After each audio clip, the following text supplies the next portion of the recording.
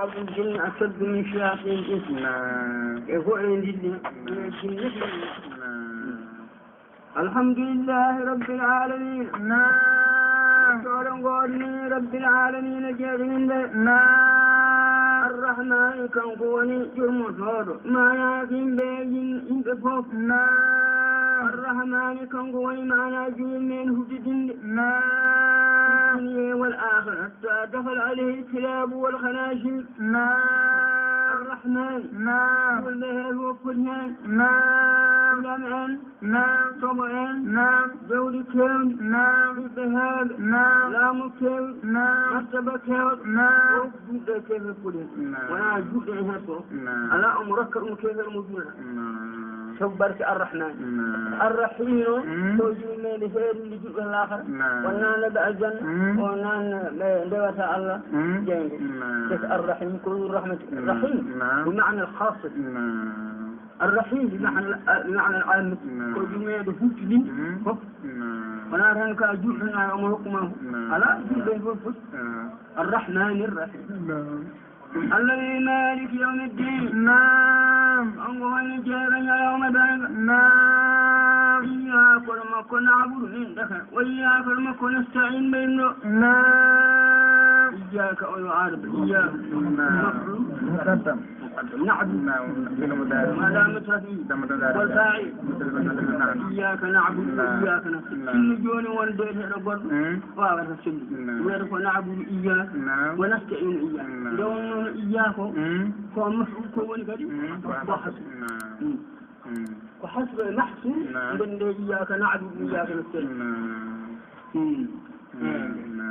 الذي اهدنا كنقول فيه الصراط المستقيم لا والفوز كنقول لا اتبع لا والمعنى الفوز والفارع الجنة.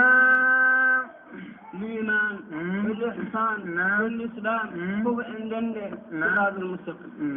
فالله سانه وديني نترك الله درنهم درنا ولا الله اهدنا الصراط الذين تستقيم بدل صراط الذين لا أمثالهم من قام غير المغضوب عليهم بيننا تكنا به اليهود ولا الضالين ولا نصارى ولا الضالين. فائدة الكلام فأن هذا غير المغضوب عليهم ولا الضالين بمعنى إفادة المعنى بالجسم أن المهتدين ليسوا يهودا ولا نصارى. أن المهتدين ليسوا يهودا ولا نصارى. يهود لا ساق ولا يهود يهود ولا نصارى غير المغضوب عليهم ولا الضالين. مغضوب يكون بمعنى اليهودية ولا الضالين بمعنى النصارى. آمين آمين يا خاشع الله ولي ملك قر يجوك آمين الله رسم معنا مئر المولى تبكى سهالي عندما أدني فد كلمة جحوه نوم كوني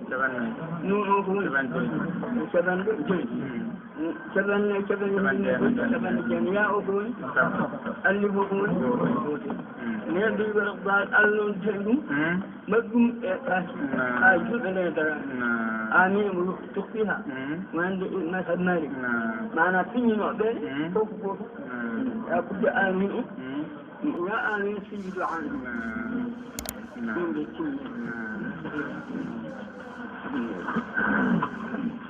أعوذ بالله السميع العليم. بسم الله الرحمن الرحيم. حمدا لمن رب جميع العالمين.